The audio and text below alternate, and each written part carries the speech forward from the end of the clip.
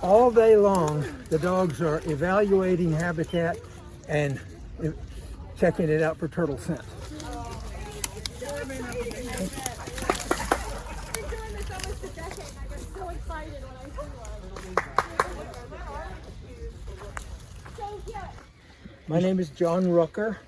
I'm a retired high school teacher who's supposed to be having his restful golden years. And I hunt turtles 4 months of the year. I live off the grid in Montana in a cabin. I was living in North Carolina where there were a lot of eastern box turtles, and I had 2 of these Boykins, and they just spontaneously started bringing me turtles. And I gradually began to get requests to catch turtles to put transmitters on in order to study them.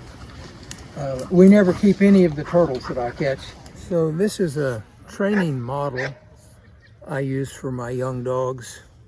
I took a shell that I found from a dead turtle in the woods, and I pressed it into plaster of Paris. I made a form, and then I poured fiberglass into the form and made this pretend turtle. And I work my young dogs when they're about 3 months old. I start hiding these, and I scent it with bacon grease or whatever. And this teaches the shape, the unique shape that I'm after.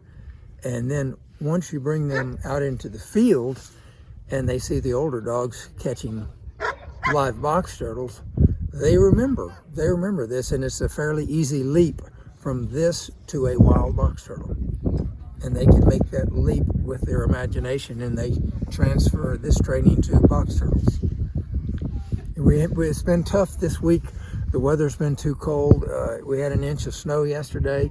The turtles are barely out of hibernation, and they're not moving. They're not questing for food items, and so we weren't able to find any because the dogs didn't have any scent trails to work with. But maybe we'll be back. Coronavirus in particular, which is the disease that we are most interested in right now because we have found it for the first time in a box turtle recently, is some of those upper respiratory signs, but you're also going to see little ulcers in the mouth. So you'll open up the mouth, and we open up the mouths, take a swab, and when we're doing that, we'll see little ulcers in there.